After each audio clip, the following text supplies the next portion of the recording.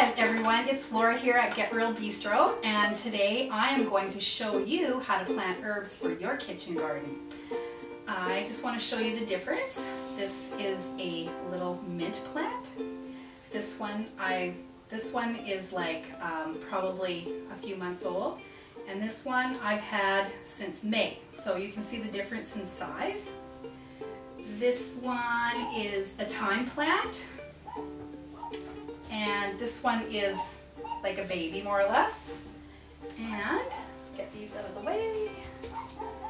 If you can see in this pot, this great big piece of thyme here, this is what this little baby plant will grow into. But you'll be trimming this on a regular basis, so it won't get all messy looking like this. So we're going to get started. I went to Stokes and I bought this beautiful herb pot. It's got a hole in the bottom for drainage. I got my fingers stuck in there. And first I'm going to start by placing some large rocks in the bottom to aid in the draining, just so that there's some circulation for the roots.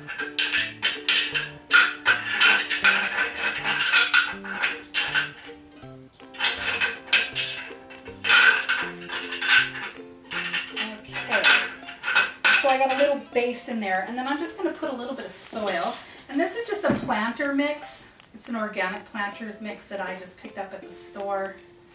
So I'm just going to break up some of the lumps in here.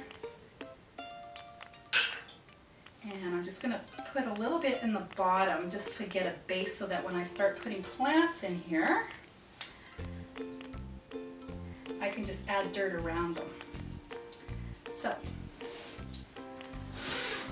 put this over here for a minute, because now on the weekend I was at Superstore and there was a big sale. They were blowing out all their herbs, so it was like, oh great, I can just go crazy with this pot and use it to plant up my herb garden for the winter. So this one has oregano and parsley and thyme. And because this has been planted for a while, it's kind of root bound. So I'm just going to go in here and pull off, if you can see the roots on there, I'm just going to pull off some of this extra dirt. And all that will do is it'll just kind of refresh the root system, wake it up a little bit. And I'll be trimming this all back today too. It's just a little unruly. But it was like $2.50 for this great big basket, so I couldn't leave it there. So it works in perfectly for what we're doing today. Okay, so here's our oregano. And I'm just going to lay that on the outside because I like the way it's going to tear over the pot. And I'm going to kind of destroy this planter. Next one I'm going to go for is on this end.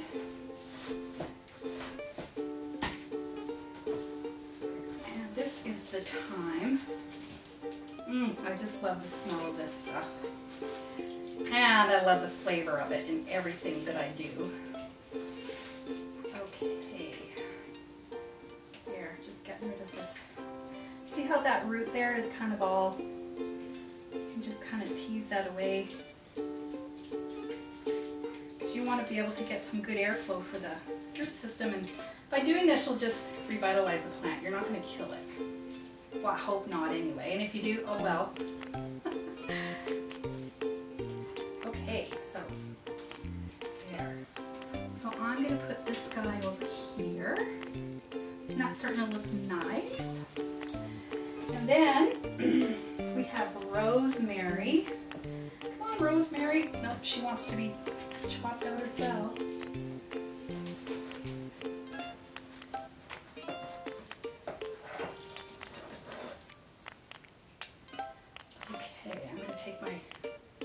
Trusty little trimmers right now and get rid of some of these extra sprawly little things that don't need to be here. And just tease away some of this stuff. Okay, because this is a tall one, I'm going to put it in the middle.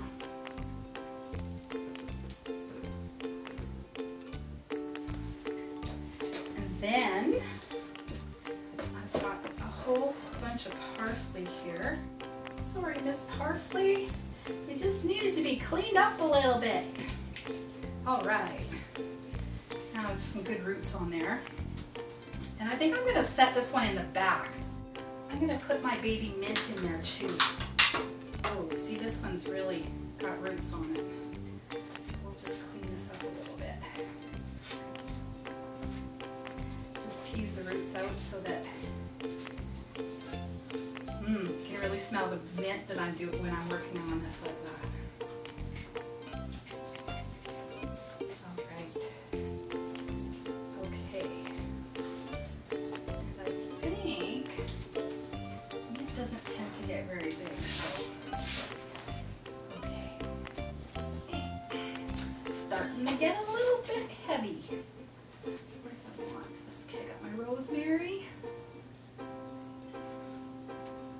Rosemary, and we've got my thyme, oregano. I think we're just going to plop the mint right in the front.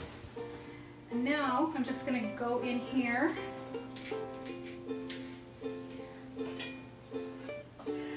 I like to get dirty, how can you tell? Okay, and we're just going to pack some soil around. Fill the holes in here. Just shake that up a little bit. Here. Clean up my container a little bit now that it's all dirty. Now on your herbs here, like these things that are trailing over quite far, you can just go in there and snip them off, and what that does, it just rejuvenates the plant and you'll just get more growth coming. I'm going to use that for chicken. So like I was saying, I picked up some cute little steaks. This one says basil.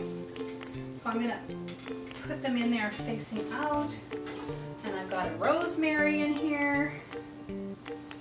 Just an extra little touch. And some thyme. And some parsley.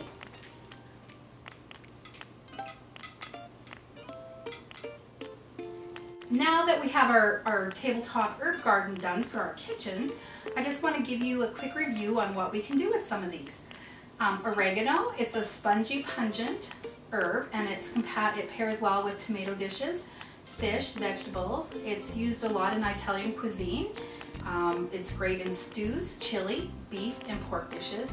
And I really love using basil on my halibut and my salmon. I just put it on, just sprinkle it on my salmon, a little bit of olive oil and some kosher salt, wrap it up in parchment paper, and you have salmon en papillote or halibut, and I just roast it in the oven at 400 for about 8 to 9 minutes. And it just brings out a different flavor in the fish, and that's just how I love to do it. The next one I have hiding in the front here, the little mint.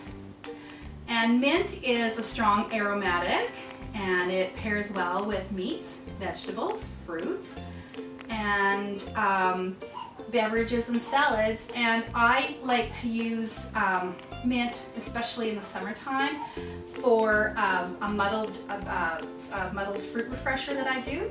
I just take some mint leaves in a glass and I muddle it with some agave nectar. I add some frozen fruit, some berries, or like whatever you have, and then I just fill it with water and I just stir it and then just leave it sit for a minute, and the mint just flavors the water and the berries, and it's just the most refreshing drink on a hot summer day. The next one we have over here, our little fuzzy thyme.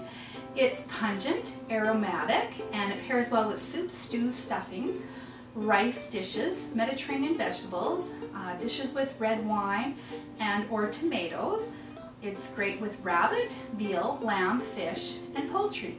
And this is one of my all-time star performers when I'm doing my roast chicken.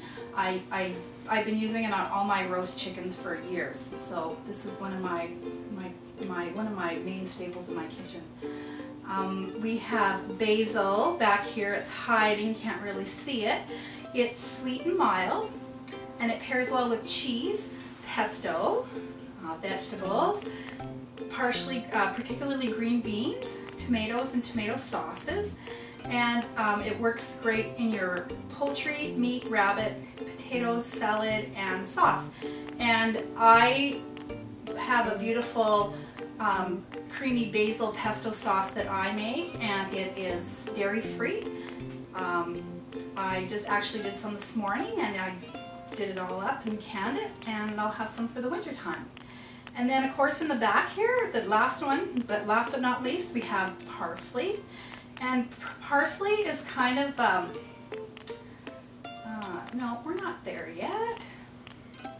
Parsley is mild, and it's compatible with soup, stews, poultry, fish, sauces, cheeses, and many vegetables and egg dishes.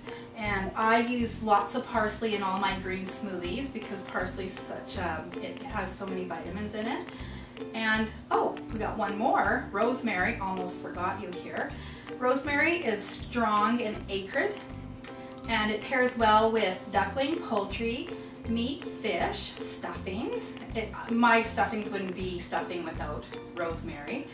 Some vegetables like spinach, mushrooms, carrots, tomatoes, and beans.